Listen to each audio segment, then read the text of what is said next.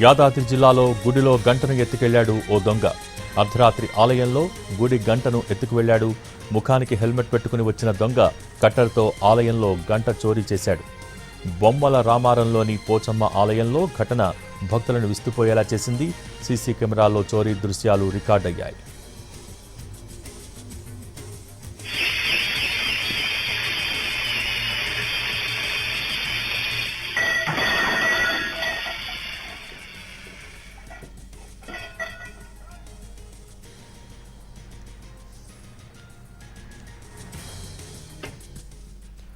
యాదాద్రి జిల్లాలో గుడిలో గంటను ఎత్తుకెళ్లాడు ఓ దొంగ.